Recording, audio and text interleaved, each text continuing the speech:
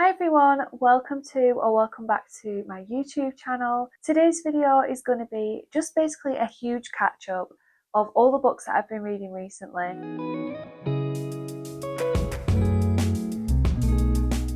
I've not posted for a little while because I've moved house, so yeah, that's basically taken up my whole life. I have still read a lot of books and I have read some really good ones. I've just not shared it anywhere. So basically this is just a wrap up of all the books that I've read since around July. So yeah, everything I've read in July, August, September and October, so it's quite a lot to get through. I'm going to talk about them from my least favourite to my most favourite. So let's start with my least favourite books, and I say least favourite, but I actually gave all of these ones 3 stars, so it's not to say that I didn't like them at all, there were just elements of them that I didn't love. So the first one I want to mention is called The Last Way by Cameron L. Mitchell. This one I was lucky enough to get it on NetGalley as an early release copy. I'm pretty sure this one is released now, so you should be able to get your hands on it. This is a horror novella basically about a young boy, I think he's a young boy, teenager, who has a really complicated relationship with his dad, basically to the point where he constantly envisions ways in which he can get rid of his dad. And that's basically what this novella is. It's kind of like scenario after scenario of how this boy might kill his dad. I knew that that's what it was going into it, but I didn't expect it to feel so like repetitive.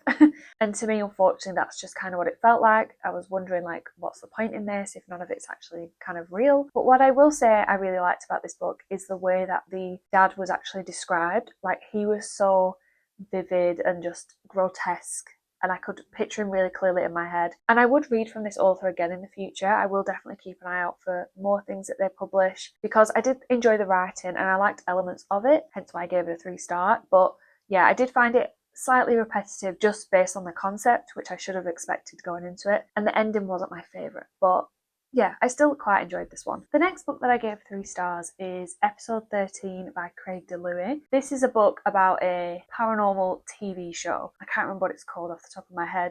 Oh, Fade to Black. And it's basically a behind the scenes look at one of the seasons of this TV show where the crew go to this haunted house and they're testing it for paranormal activity and they're making a reality TV show about it. I liked the mixed media feel to it, because it had interview transcripts, it had diary entries from the crew members, almost like written like a screenplay where it has directions and what the camera angle is looking at and things like that. So I liked the way it was written and it did keep me interested. However, I wanted this to be like way more creepy than it actually was. I wasn't really scared by it at any point. And if anything, I found some of the horror kind of cringy, like cheesy. However, I did like the kind of House of Leaves-esque feel to it. But yeah, I really did just want to be scared by this book and I just really wasn't. So yeah, I enjoyed it, but I had quite a lot of things I didn't like about it. But again, I would read from this author again. I think I've got the one about like blood-sucking vampire children on my TBR. Suffer the Children. If you've read any of his books before, let me know your favourite, because I would be interested to read more. And then the last book that I've given a 3-star rating is Penance by Kane Minato. So this is a Japanese mystery horror kind of book written by the same author who wrote Confessions, which I read a few years ago and I really did like that one. And this one has a similar kind of feel to it. We're basically following a bunch of different girls who were friends when they were children, and they're all kind of trauma bonded by this horrific incident where one of their friends was kidnapped and murdered when they were all playing out together. The mother of the murdered girl basically is held on to a bit of a grudge against the other girls for firstly kind of not stopping what happened, but secondly none of the girls were able to accurately describe what the perpetrator looked like, so they never identified who this person was. And we're following these girls as they've grown up, one girl per chapter, so they're quite long chapters just about their lives and how this incident has affected them growing up. It did get like surprisingly dark in parts. I found it a bit too dark, especially with the kind of reveal about what happens at the end. I did think that was a bit like overly shocking for me personally, which is kind of crazy because I've always enjoyed like a really dark, shocking ending. I don't know, this one felt a bit not my taste anymore. But I still liked it. I like this author's writing. I will read more from her because I've liked both of her books, but I would say that Confessions is the better one out of the two that I've read. Now we're moving on to my 4-star reads. So again, lots of books that I've enjoyed and would still recommend. So the first one I have here is a non-fiction called The End of Policing by Alex S. Vital. This is a non-fiction book basically just critiquing lots of different aspects of policing. And I suppose the reason why I picked up this book is because I can't think of a world without police in it, and I just thought it would be interesting to read from a perspective basically advocating for complete reform within policing. So each chapter basically covers a different topic. So whether it's police brutality, kind of the over policing of drugs, how police deal with a variety of different people, so homeless people, people of colour, all sorts of different issues which you probably already are kind of aware of. And it was an interesting book, and it did make me think about a lot of the things that I already kind of know in the back of my mind, but just to like sit with it a bit. And this book gives you a lot of good arguments for how policing just isn't working right now, and ways that it can be reformed and ways that it can be changed. So I would recommend this one if you're interested in that, as like a kind of beginner friendly, accessible way into learning about this. Next up, we've got another fiction book. This is another Japanese book. It's called Revenge by Yoko Ogawa. I have read The Memory Police by Yoko Ogawa before, and I didn't love that one. I gave it 2 stars. But I heard, I think it was Nicole, talk about this one, and it sounded really interesting. This is basically a interconnected short story collection, so each story kind of links to another one in some way. They're all kind of crime, mystery type stories, some horror elements in there, but I really liked this whole book. Basically, I loved being able to recognize like a connection, or like, oh, this character was mentioned in this story, and just kind of delve a bit deeper into some of the characters and plot lines that were introduced like earlier and things like that. The only thing I didn't love about this is that some of it was a little bit too weird for me. Like there was some kind of crazy things happening that weren't really explained, or I just didn't really get them. I feel like there's probably a lot more like symbolism in this book that I just don't understand. And I was just kind of reading it for the fun of it. But yeah, I really enjoyed this one, and if you like short story collections, then I would definitely recommend this one. Next up, we've got another non-fiction. I've been obsessed with non-fiction recently. This one is by Dr. Gwen Adshead, and it's called The Devil You Know. Dr. Adshead basically worked in a prison as a therapist. So this book is split into 11 chapters, and each chapter looks at a different case study. So somebody that she has provided therapy for, it kind of goes into their crime, and it goes into their history, their background, and what therapy has done to help them. This one was really interesting because the whole point of it, I guess, is to make you think about compassion and about having empathy for people, for all people, kind of no matter what they've done. So it was interesting to kind of challenge myself in that way and just see the benefits of dealing with people with that compassion and empathy, and how that can really change them and help them take accountability and move forwards in a positive way, I suppose. But one thing that is very obvious in this book, and she does kind of acknowledge this, is that people have to have committed these kinds of offences before they're given that kind of therapy, before they're given that help. And it would be so nice if people were able to access this kind of help way before it ever gets to that point. And also the fact that it doesn't really touch on victims in this book. This is more about like perpetrators of crimes. Obviously, this therapist didn't deal with the victims in these cases, but she kind of touches on how victims do not get that kind of level of support oftentimes after a crime has happened. Yes, it's nice to have empathy and compassion for these people in order to help them improve themselves, but it would also be nice if we could fund victim support services as well. But like I said, Dr. Adshead specifically works with offenders, so that is what this book is about. All of the case studies were really interesting, and I like the way that she reflects on her own kind of prejudices as well, and has to get therapy almost for her own therapy sessions. She often has to consult with other people for advice and just to like talk things out. And I always do love a kind of memoir style book about someone with an interesting job. I just find it very fascinating to look at what other people do. So yeah, that's another one that I would recommend as well. Obviously, I kind of recommend every book in this video because everyone's been over a 3-star. But yeah, if you're interested in like psychology, crime, offender type things, then this is definitely one that I would recommend. Next up, we're back to fiction for a little while. So the next one on my list is How Can I Help You by Laura Sims. This is kind of a literary suspense book, I guess. We're basically following 2 librarians who've just started working together at the same library. One of them has a very big secret that she's hiding, And the other one kind of develops a fascination with her and just has a bit of a feeling that something isn't quite right, and she wants to write a book about her without telling her about it. So we end up with a bit of a cat and mouse situation between these two librarians, because you're wondering, like, is the one who's writing the book going to find out about this big secret? And if she does, what's she going to do with that information? And I just found this one a lot of fun. I loved the library setting as well. My boyfriend's a librarian, and from what he kind of tells me about his job, this book is very accurate in terms of, like, the library isn't just about books, it's about community, and it's about being a space for people to, do clubs and things like that. And it talks about some of the more wacky people that frequent libraries. And yeah, I just thought it was really fun. It was kind of funny in a way. It was like quite darkly funny. And I also was really surprised by the ending. So yeah, I think the last half of this book, I basically read it all in one go because I was so hooked and I just needed to know what was going on. So yeah, I really did like this one as well. Next, we have way more of a literary book. This is Small Boat by Vincent Delacroix. I'm not sure how to say his name. This one, I think, was nominated for the International Booker Prize this year, I think. So in this book, we're following a woman who works for the Coast Guard, and one night she is made aware of a small boat in the English Channel that is coming to some difficulty, and basically she makes the decision that she isn't going to help them. She doesn't kind of do the necessary things that she should be doing as a Coast Guard. She kind of just shrugs it off and says, well, you're closer to England, so England can deal with you. This Coast Guard worker is in France, by the way. It's kind of split into three parts, where in the first part, we're seeing like an interview situation where the Coast Guard employee is being questioned about her decision making, and she kind of delves into her opinions on the whole situation with small boats. It's very interesting. It's obviously very kind of current right now. The second part, we're following from the perspective of somebody who was on that boat, and then the third part, we go back to our Coast Guard employee from like a different perspective though. And I really liked this one.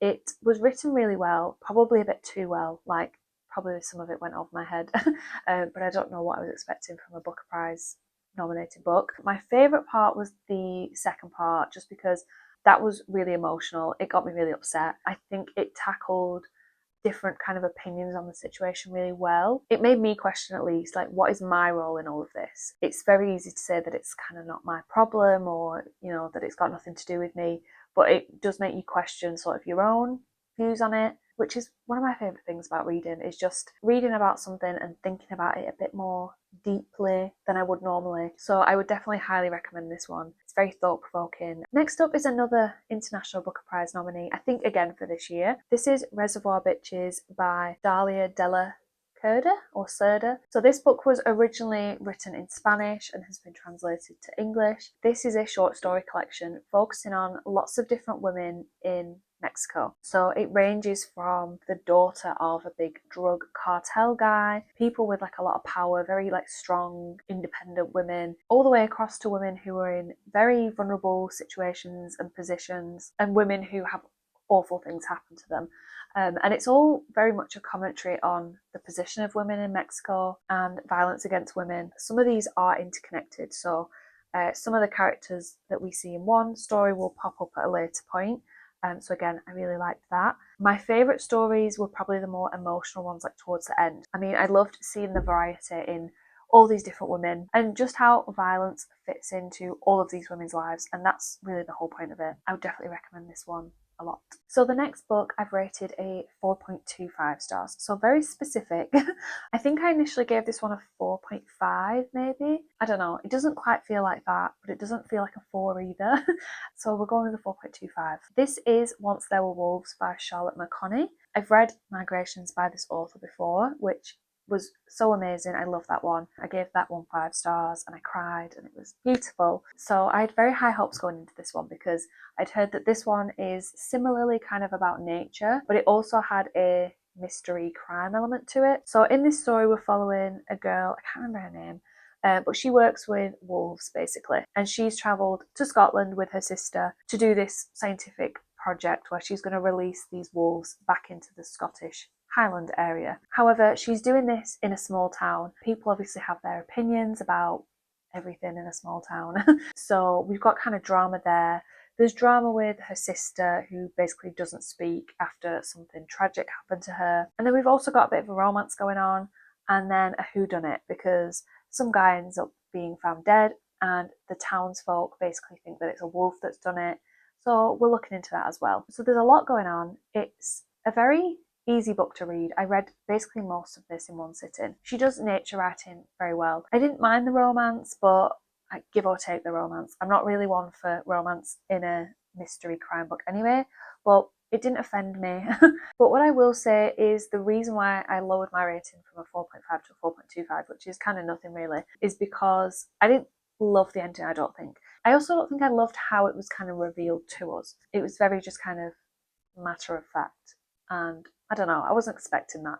But I did enjoy it. I read it so fast, and I definitely want to read Wild Dark Shore, which I think came out this year and everyone's been loving on that one. So yeah, hopefully I'll enjoy that one as well. My next two are 4.5 stars, so very, very close to being 5-star reads. First off, we've got We Live Here Now by Sarah Pinborough. I was so surprised with how much I love this one. If you have watched my channel before, you might know that one of my favourite books of all time was Behind Her Eyes by Sarah Pinborough. I read it maybe in like 2021 and it just kind of blew my mind. Like that ending, I'll never get over it.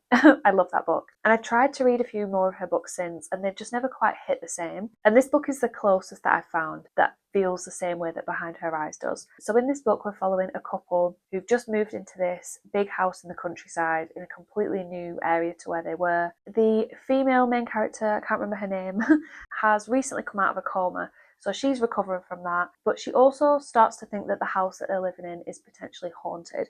And I will say that I was actually scared by this book. I thought that the haunting descriptions were so good. Like I was genuinely freaked out. Even just the descriptions of hearing like footsteps on the roof or something like that, I was really scared. So I loved the horror elements of this book. We do kind of go back and forth between the female and the male main character, so it did just make you want to keep reading. I was obsessed with it. I even listened to the audiobook on Spotify when I couldn't physically read it, so I was definitely very hooked into it, and I loved the explanation as to what was going on. I won't say anything about the ending whatsoever, but I do think if you liked Behind Her Eyes, then this is as good as you're going to get, I would say. And then next up, we've got Of Cattle and Men by Anna Paula May.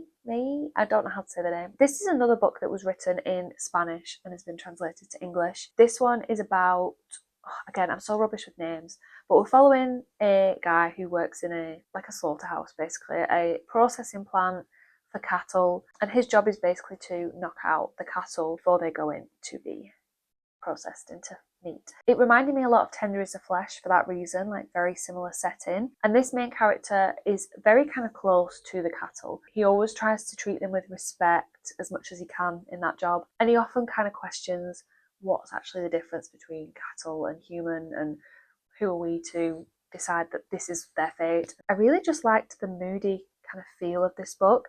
It gave me like American Southern Gothic vibes. Like there wasn't a ton going on, but I was just interested in everything that was happening. I loved our main character basically from the get-go, because there's something quite dramatic that happens like near the start. I basically was cheering for him. I thought, yes, you've won me over there. There is a bit of a mystery to this book. The cattle basically start acting strange, and some of the other guys that work there think that there's like a predator that's like chasing them and making them freak out, but our main guy thinks that they're just kind of spooked. There's something going on with them, but mainly it's just vibes and atmosphere, and I really, really enjoyed it.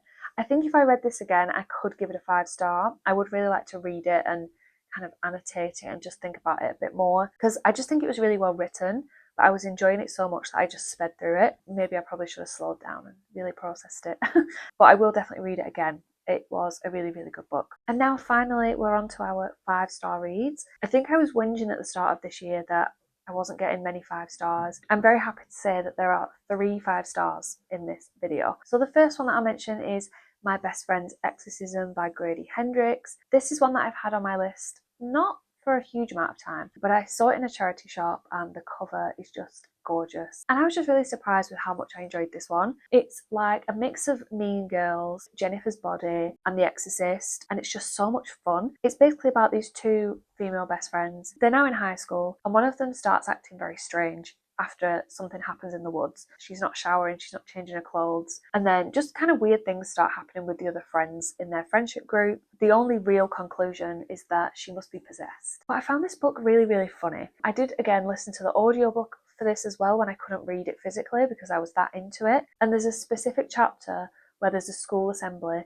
and there's these brothers who are like big, muscular, like bodybuilder kind of guys, but they're also super religious. So they come into school and they're doing this bizarre show for the kids. And I just could not stop laughing. And I was listening to it and I was like giggling to myself in the car. And I'm not like that at all. I don't really laugh at books. And then I even cried at the end. So it literally gave me a range of emotions. I loved the actual ending, like the final kind of chapter or epilogue, I can't remember. It was so beautifully written and I just loved it. I loved these characters. I loved the vibes. It's set in the 80s. And yeah, it just kind of gave me everything. And I really wasn't expecting to love this as much as I did. Oh, there was also this like horrific scene.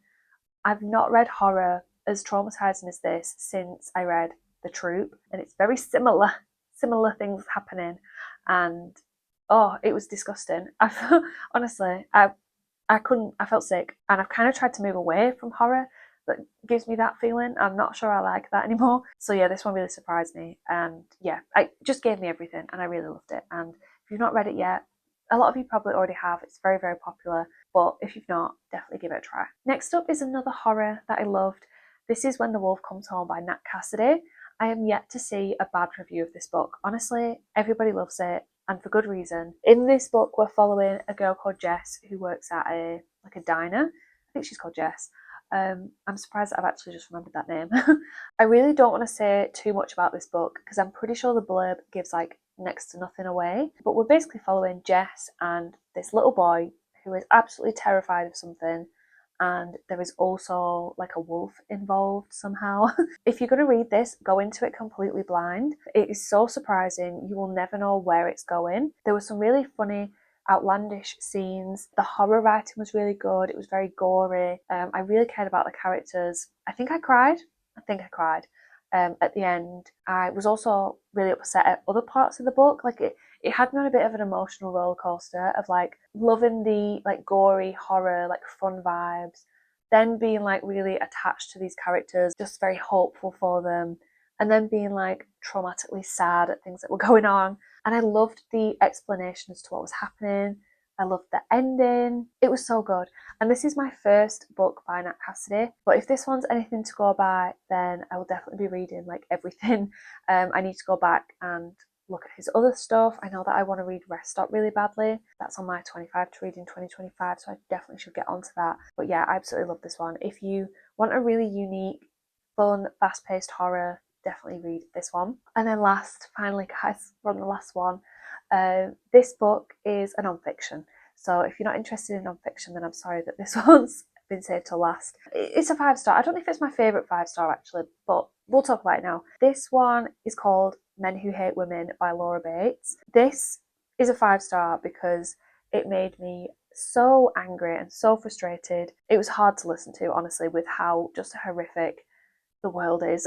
In this book, Laura basically goes undercover on lots of different like incel sites and different spaces in the manosphere. And she splits each chapter into like different kinds of men who are in the manosphere. So it'll be like straight up men who hate women, men who are afraid of women, the men that are those kind of like, what are they called? Those creepy guys that think that they can get any woman if they follow like a step-by-step list. So she covers lots of different aspects of the manosphere, complete with the most horrific quotes I've ever seen. It just made me really sad for the world. I'm really angry and frustrated, like I said. I cannot imagine what Laura Bates' mental health is like after dealing with this and writing this book, especially now that things seem to be kind of worse than ever. She talks about how she used to do talks in schools and things like that. As of like more recently, she'll hear teenage boys kind of piping up with something that is just absolutely abhorrent. And the reason I picked this book up is because of the TV show Adolescence, which was on I think this year, which definitely sparked a conversation about incel culture, especially within really young vulnerable boys, which she does talk a lot about in this book. It's not all just about like evil men. Like she talks about how there's some groups of men who kind of target and exploit vulnerable men. And I won't lie, the last chapter, which is the most kind of hopeful chapter and how we can improve, I don't even think I finished it because I was just so like emotionally drained. So it's one of those books that I will definitely be revisiting at some point. I want to buy a copy, I want to highlight it. I literally highlighted so much in my Kindle because everything she said, it was all just so relevant. It was so hard hitting, but also like screams with truth. And she really does just make these men look pathetic in a good way, you know, just highlighting the hypocrisies within what they're saying. If you want to really rile yourself up, then read this book. I have seen some people say that it's a little bit outdated, maybe. I think it's like a few years old now. She does have a new book coming out, which I've not read yet. No, it's definitely out. Something to do with like AI and how that's had an impact on sexism. I will definitely be reading that as well. But I really do wish that everyone would read it. But also, please be aware that you are going to be fuming when you read it. So there we have it. That is all the books that I read since July. Lots of good books there. I would recommend every one of them for different people, I guess. The ones that are kind of higher up, 4.5, 5 stars, I would recommend everyone read them. And yeah, I'm very happy with how my reading's gone this year. But yeah, thank you so much for sticking around if you're still watching. And if there's any of these books that you now want to read, that would be really interesting to know. Please do like this video if you enjoyed it, and subscribe if you want to see more from me. And I'll hopefully see you in my next video. Bye!